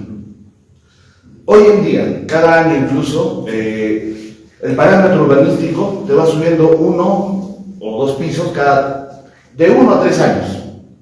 Pero la razón para que limitar esto sigue siendo el Cusco patrimonial.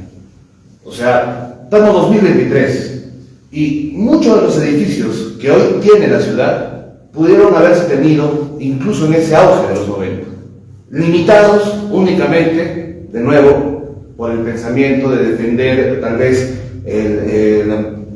la visión arquitectónica de la ciudad. Entonces, ¿qué ha terminado haciendo esto?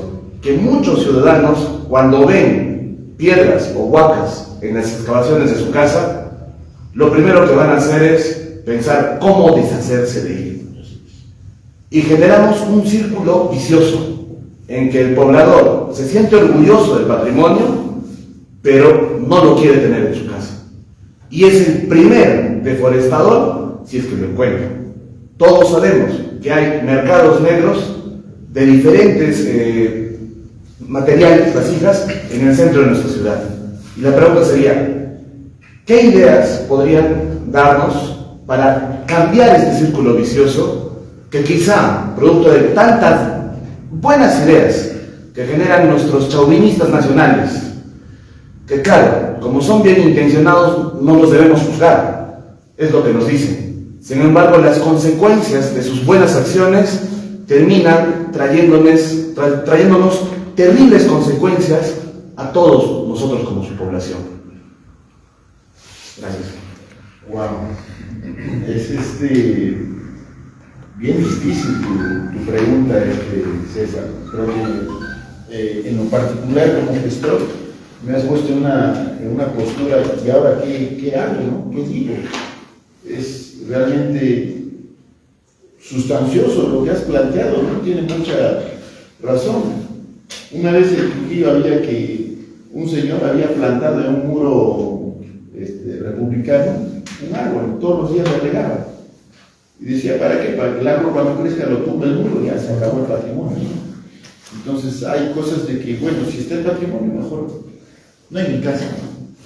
Es un problema. Yo también, parte de la familia tiene dificultades para construir, ¿no? Mira, hay un tema de lo que se llama la valoración arquitectónica. Y en ese aspecto va desde lo estético, va desde lo histórico, va desde lo social. Muchos valores tiene el patrimonio. El centro histórico tiene una preciosidad en cuanto a arquitectura, pero no es lo mismo un edificio de 5 pisos de cemento. Es útil y funcional, sí, uno quizá va a tener más calidad de vida allí, supuestamente, ¿no? Pero tendrá la valoración arquitectónica, histórica, social. En ese caso, si así pensaríamos, yo diría, mejor en Machu Picchu hay que hacer pues unos edificios, ¿no? Claro, hay que hacer coliseos, hay que hacer estadios, hay que hacer mega obras de repente, ¿no? Hay que hacer puentes, y así no es como yo pensaría. Pero también es preocupante de que las posturas conservacionistas, en vez de generar conservación del patrimonio, construyen la destrucción, perdón. O sea, ellos son causantes de que el patrimonio se destruya más. ¿Por qué? Porque ellos dicen, al patrimonio no se le toca, no se le mira, no, nada, ahí, tiene que estar ahí quieto, ¿no? Hoy en día los nuevos paradigmas del patrimonio al patrimonio hay que darle uso social. Para los municipios ha salido nuevas reglamentaciones donde los monumentos arqueológicos son activos. O sea, es decir, los municipios pueden hacerse ahora cargo de la investigación, de la puesta en valor, pueden hacerse cargo del mantenimiento, de la conservación de un monumento. Entonces, yo creo que hay que cambiar de chip y decir, oye, mira, tenemos tantas casonas abandonadas, ¿qué tal si compramos esto, como se hizo el caso de Coricancha? Y muchas de ellas les damos, por ejemplo, casas de la cultura, como se ha hecho. Hacemos casas museo, hacemos casas con otras temáticas interpretativas, ¿no? Eso sería mi respuesta. Bueno, hay que agregar esto a la corrupción también, porque hay todo un tráfico de eso. Y hay que agregar también a ello el abandono, por ejemplo. Si privatizáramos, si diéramos a empresarios privados algunos de estos monumentos que están deteriorándose, lo harían porque tienen valor. Pero ahí tienes el elemento de no capitalismo, no la privatización, tienes un elemento ideológico, cultural, que contrariamente destroza el mismo patrimonio. Entonces, sí, es hasta un punto importante cómo la ideologización y el odio al liberalismo, que es un siglo feudal y del moderno, también destruye el patrimonio mismo, quienes creen y dicen defenderlo. Una paradoja y una otra vista. Caballero, muy buena noche, tenemos que felicitarlos por esta gran ponencia. La verdad nos llega mucho a la memoria el dicho de Napoleón que dice que no conoce su historia, está condenado a repetirla, ¿no? A los jóvenes que están ahora, tocó el doctor un tema muy importante, que Cusco antes de los 70 era un centro de producción textil. La fábrica de textil Lucre llegó a vender paño al ejército de Japón en la Segunda Guerra también. El pan guado fue creado en Guado por la familia de Rodrigo Gobierno, en Armenia. Hay una gran industria panadera, los Winte, los Valeris con las fábricas mineras, y donde ocurre es una bendita reforma agraria, ¿no? Pero ahora, hoy por hoy, toda esa gente industrial se abocó por el turismo, ¿no? Tuvieron que agarrar el pueblo. Pero ahora, a los jóvenes que estudian en las universidades de ingeniería, arquitectura, cultura, antropología, tenemos una salida que Cusco ahora debe ser un potencial productivo, la Quiviche, San Salvador, Nandi, está culturalmente, antropológicamente está agotada, ¿no? Y así se le pone ejemplos un montón. Y la pregunta, doctor, es: ¿qué estamos haciendo en Cusco con las casonas antiguas de 2.000, 3.000 metros cuadrados? Hay una familia química, ¿no?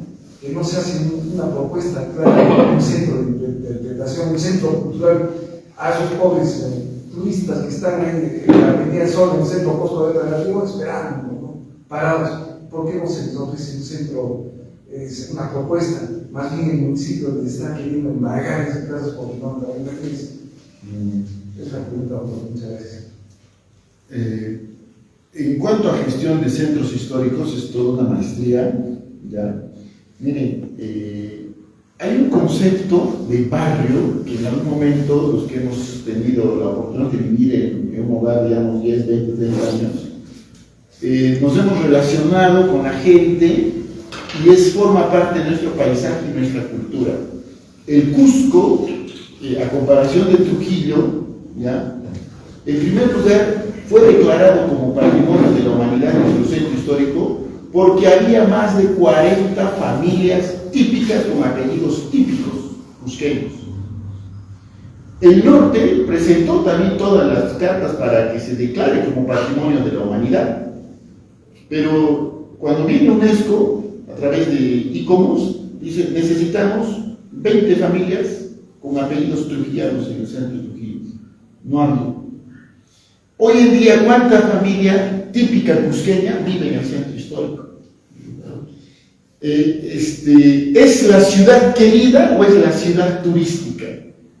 Hemos hecho un urbanicidio poco a poco, ¿no? El sueño de la peatonalización. ¿Y qué pasa? Que al final de cuentas podemos ser ajenos dentro de nuestra propia ciudad. El paradigma que a mí me formó es: el patrimonio, en primer lugar, no es para el turista, es para la comunidad. Ojo, Tucumé a nivel mundial ganó el premio como mejor gestión turística porque dijo: no queremos turismo, primero queremos la identidad de nuestra comunidad. Vean el Museo Tucumé, el Ecomuseo Tucumé. Prácticamente un modelo de gestión. A los niños les vamos a enseñar desde lo que es la iconografía moche, vamos a enseñar de los saberes, los sabores, sus danzas, todo. Y el turismo, no. Al Cusco, ya, hay esta visión acá. En Pisa hay un museo comunitario. ¿Qué podríamos hacer en el centro histórico? Miren, yo recuerdo el año 2008 al 9 había el Teatro Musical. ¿Qué obra de arte con montaje moderno? En revistas de los aviones se publicaba, la entrada era $30. ¿Por qué nuestro Cusco se ha olvidado del teatro? ¿Por qué teniendo tantas casonas no hay un visionario que diga: oye, ¿sabes qué? Yo quiero una casona, voy a hacer un teatro de lujo? No necesariamente incalista, no, puede ser muchas temáticas. ¿Por qué también no podemos dar bienvenida al ballet? ¿Por qué no retornan las famosas teterías? ¿No es cierto? O sea, potencial hay. Pero simplemente, de repente, incluso eso muchas familias con el hartazgo de la legislación van a decir: ¿sabes qué? Yo prefiero venderme, ¿no es esto? Porque ya no se puede, o sea, ya no es mi ciudad. En unos años, 20, 30 años, el centro histórico será cusqueño. Entonces, digamos, necesitamos empresarios cusqueños que tengan esa visión en decir: invierta acá, vamos a apoyar, que la legislación también se ponga las pilas. Y que en gestión, señores, cada vez vienen nuevos conocimientos, nuevas perspectivas, y hagamos de nuestro centro histórico, en primer lugar, para nuestra ciudad. Para mí, yo felicito quien habrá sido el gestor de la Casa de la Cultura, que es un modelo francés, tampoco es una creación nuestra, pero qué belleza de Casa de la Cultura. Ahí conocí a los muchachos de Sociedad Abierta, fundamos el IPIF, había los jueves académicos con los guías de turismo, viernes filosóficos también con... yo no propuse. Ah, genial. Un aplauso para Martín. Pero hoy en día, señor, en la Casa de la Cultura, tú tienes pinacoteca, tienes conferencias, tienes algunas exposiciones de obras de arte, de artesanía. ¡Qué belleza! Pero hoy en día necesitamos también que vuelva el teatro. Teatro de alto vuelo, ¿no? O sea, si así como tenemos un cine, ¿por qué no tener también un buen café teatro? Tenemos un centro histórico por explotar en el buen sentido de la palabra. ¿Ya? Respetando, por si acaso, la legislación de nuestro patrimonio, ¿ya? Porque hay veces se araña, ¿no? ¿Qué estás haciendo? ¿No? Entonces, no, siempre respetando como los cánones de la legislación del patrimonio. Hay un tema también sobre eso, ahí se podría llamar como que hay una gentrificación en el centro histórico. El término va que, digamos, las personas originales terminan migrando hacia otro sitio. Algo que yo he tomado, no desde el punto turístico, pero sí desde un punto anecdótico, ¿no? Por ejemplo, en mi colegio, gran parte de mis compañeros, en especial los que eran los primeros puestos, se podría decir los cerebros, ¿no? Todos aquellos se van. Igual es en mi carrera. Yo creo que los mejores prospectos que había en mi facultad se fueron. Y se fueron, no se fueron solos, se fueron con su familia. A Lima, Arequipa, en el peor de los casos, porque no tenían mucha economía. No es por ser en Lima. Por ejemplo, cuando yo trabajé en un hotel en Lima, en Miraflores, alrededor del hotel, los dueños eran costeños, que habían migrado 10 años antes, o 5, 4 años antes. Entonces, sí, bueno, perdemos nuestra cultura porque nuestra misma gente originaria se va. Yo me acuerdo cuando era niño, iba a la casa de mi abuelita y había un montón de abuelitas de 70, 80 años que eran las pequeñas originales, ¿no? Y que cuando todas ellas hablaban de sus hijos, de sus nietos, todas llegaban a la misma conclusión, que se habían ido, que les habían dejado ahí. Toda esa comunidad de cusqueños con los años se llegó a morir. Es más, creo que se compraron nichos cercanos, ¿no? Para que después tomen el té juntas. Pero eso es, por ejemplo, algo que nos está pasando muy grave en Cusco, ¿no? Si bien nuestro presidente de Sociedad Abierta, Iván, comentaba, ¿no? que empezamos a perder a nuestros mejores prospectos, ¿no? En la ciudad, y que temas como el que expuso Lenin, ¿cómo lo resolvemos? Si estamos perdiendo, se podría decir, nuestro mejor recurso, que es nuestra gente. Y yo hasta lo he vivido en mi carrera. Yo creo que los mejores prospectos que he conocido, chicos que se han especializado en planificación turística, se han especializado en hotelería. Por ejemplo, había un chico que había estudiado arquitectura y él sacaba un tema de que aquí en el Cusco, por desgracia, todo el mundo hace los edificios como si fuera un mortero de varios colores, ¿no? Y no quedaba bonito. Y él decía que se podría hacer una construcción, un diseño que diera más con la ciudad, sin dejar de ser moderno y sin dejar de quitar las necesidades que necesita la familia o aquellos que quieran cambiar el atractivo, ¿no? Él mismo no encontró espacio acá donde sus ideas puedan llegar, donde pueda él mismo desarrollar, y se fue a Brasil. Entonces ahí tenemos un tema que también tenemos que trabajar con lo que es el recurso más importante que hay en un país, que es su recurso humano. Gracias.